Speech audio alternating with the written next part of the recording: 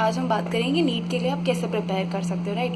तो हम सब जानते हैं कि आप बहुत अच्छे से डेफिनेटली सब लोग पढ़ाई कर रहे होगे, लेकिन आपको पढ़ाई स्मार्टर वे में करनी है। ऐसे नहीं कि सब गधे की तरह काम करे जा रहे हो, नो, ऐसे नहीं करना है। स्मार्ट तरीके से स्टडी करनी है, क्योंकि यही जो सबसे इम्पॉर्टेंट चीज़ है वो हेल्प करती है। तो स्मार्ट स्टडी कैसे करेंगे मैं उसके बारे में बताऊँगी, और फिर आप जो आपके लास्ट के कुछ डेज़ बचे होते हैं तब आप कैसे पढ़ोगे मैं वो भी बताऊँगी।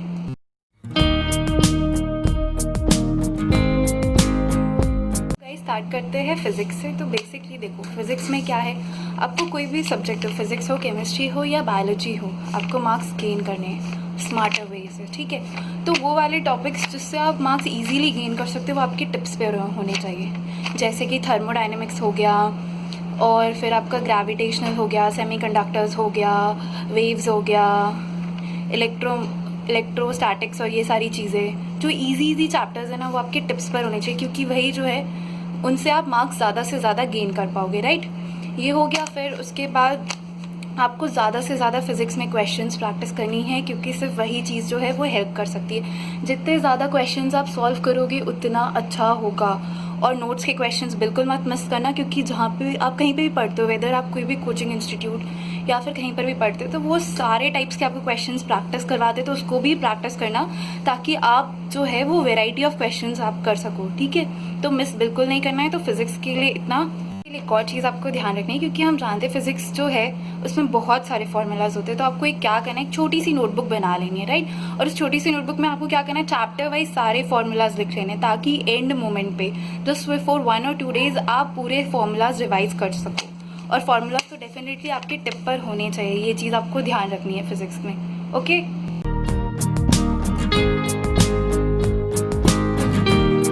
केमिस्ट्री की बात करते हो तो देखो, केमिस्ट्री भी अपन जानते हैं कि 3 उसमें डिवाइडेड है अपनी, ऑर्गेनिक, इनऑर्गेनिक हो गई, फिजिकल हो गई। तो अगर ऑर्गेनिक की बात करें तो ऑर्गेनिक में इंपॉर्टेंट चीज़ें आप भी जानते हो कि सारे जो आपके वो होते हैं ना नेम रिएक्शंस, बहुत इंपॉर्टेंट होती है, सारी आपको याद होनी चाहिए। उसका रिएजेंट क्या है सब रटा हुआ होना चाहिए।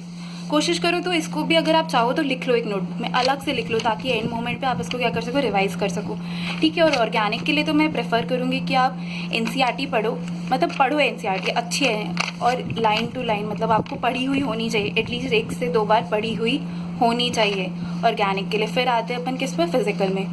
तो फिजिकल में क्या होता है, इसमें भी वही है कि बहुत सारे न्यूमेरिकल्स होते हैं। तो देखो, जहाँ से आप मार्क्स गेन कर सकते हो वो वाली चीज़ आपकी स्ट्रॉन्ग, मतलब वो तो होना ही चाहिए और आना ही चाहिए।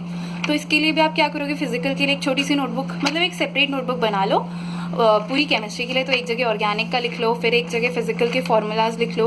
तो फिजिकल के जितने भी फार्मूलाज हैं, जितने भी सेल का पोटेंशियल निकालना हो, कुछ भी निकालना हो, सब लिख लो, ठीक है। एक उसमें फिर आती है अपनी इनऑर्गेनिक। इनऑर्गेनिक में जानते बहुत सारे एक्सेप्शंस होते हैं, पता नहीं क्या क्या क्या क्या बहुत सारी चीज़ें होती है, ठीक है। लेकिन मैं इसके लिए फिर भी एनसीईआरटी प्रेफर करूँगी, क्योंकि जो पेपर मतलब एनसीईआरटी में यार देखो सफिशिएंट मतलब है, ठीक है। एनसीईआरटी आपको ज़रूर ही पढ़नी है, एटलीस्ट 1 से 2 रीडिंग तो लगाई होनी चाहिए, ठीक है। और एक्स्ट्रा नॉलेज तो डेफिनेटली चाहिए होती है, जो आपके कोचिंग वाले नोट्स बनवाते हैं वो तो आपको पढ़ना ही है, लेकिन एनसीईआरटी मस्ट है, ठीक है। तो ये हो गया अपना केमिस्ट्री। और यहाँ पे भी आपको ध्यान रखना है, स्मार्टर तरीके से स्टडी करनी है।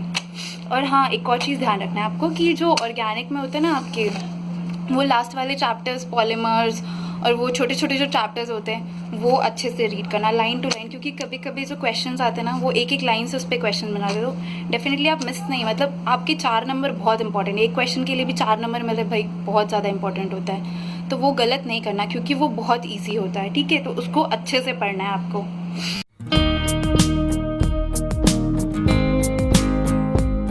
बायोलॉजी, तो बायोलॉजी में अब देखो, बायोलॉजी में तो मैं बोलूँगी कि एनसीईआरटी पढ़ो, अच्छे से पढ़ी होनी चाहिए, लाइन टू लाइन रटी होनी चाहिए, कोई भी लाइन से क्वेश्चन उठा के पूछ ले आपको बनना चाहिए। देखो एनसीईआरटी का कोई क्वेश्चन गलत नहीं होना चाहिए। तो एनसीईआरटी की कम से कम 2 से 3 रीडिंग्स आखिरी मोमेंट पे बायो की होनी चाहिए, ठीक है। और एक्स्ट्रा नॉलेज भी ज़रूरी है, क्योंकि सारे क्वेश्चंस एनसीईआरटी से बिल्कुल नहीं आते, कि आप ऐसा सोचो कि नहीं सारे क्वेश्चंस एनसीईआरटी से आते, नहीं।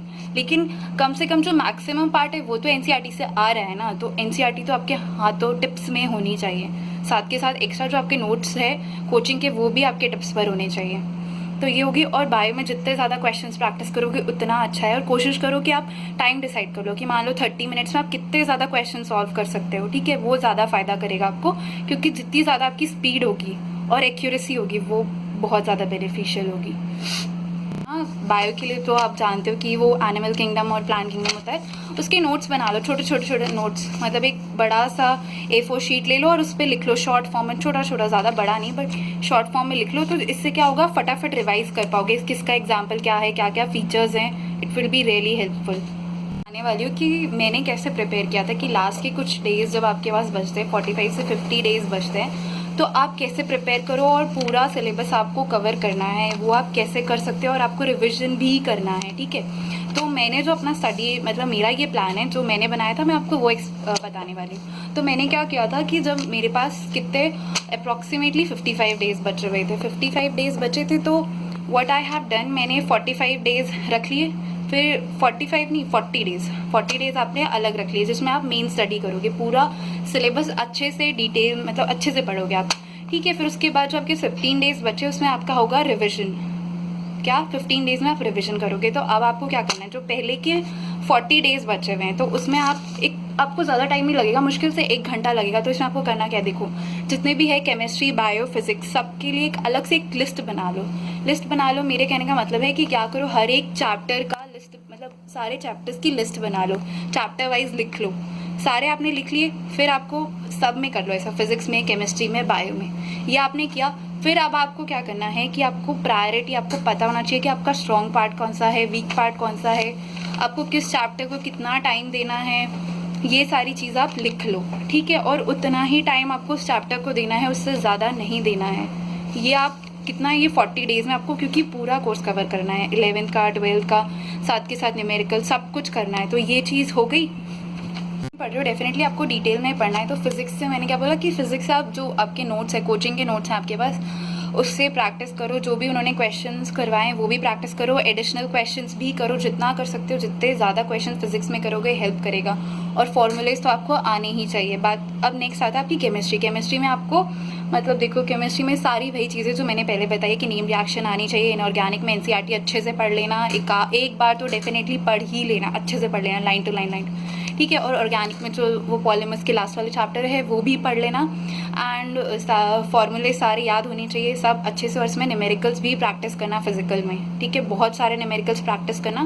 फिर उसके बाद आता है आपका बायो में बहुत सारे क्वेश्चंस प्रैक्टिस करना। और मैं आपको ये बोलूँ कि देखो आपने जो फर्स्ट टाइम पढ़ा, मतलब वो 40 डेज़ में जो आपने पढ़ा बायो, ठीक है, अच्छे से पढ़ लिया, ठीक है। उसके बाद जो आपके पास 10 से 15 दिन अभी बचे हैं सेकेंड, जब इसमें आप पूरा रिविजन करोगे, ठीक है, तो उसमें आपको क्या करना है, उसमें आपको बायो फिर से पढ़नी है, क्योंकि क्वेश्चंस, वो लाइन जो है वो आपके दिमाग में होनी चाहिए, क्योंकि बायो का क्वेश्चन गलत नहीं होना चाहिए, ठीक है। तो बायो आपको फिर से पढ़नी, तो ऐसे आप बायो दो बार तो एटलीस्ट पढ़ ही लोगे। मतलब ये जो आपने रिविजन किया उसमें 2 टाइम्स पढ़ लोगे तो बहुत हेल्पफुल होता है। आज के वीडियो में सिर्फ इतना ही। अब नीट के लिए वैसे भी बहुत कम दिन बचा है, क्योंकि जब से डेट अनाउंसमेंट हुआ है, तो आप अच्छे से पढ़ना शुरू कर दो। और अगर आपको मेरा ये प्लान अच्छा लगे, मतलब ये आपके ऊपर है, आप फॉलो कर सकते हो, क्योंकि मैंने ये फॉलो किया था अपने टाइम में, तो इट इज़ रियली हेल्पफुल। आप पूरा रिवाइज कर सकते हो 2 बार, ठीक है। और ऑल द बेस्ट, नीट अच्छे से देना, ठीक है, 4 डालना, फार डालना, टेंशन मतलब सब अच्छा होगा। और अगर वीडियो अच्छा लगे तो मेरे इस वीडियो को लाइक करना और मेरे चैनल को सब्सक्राइब करना। Bye bye.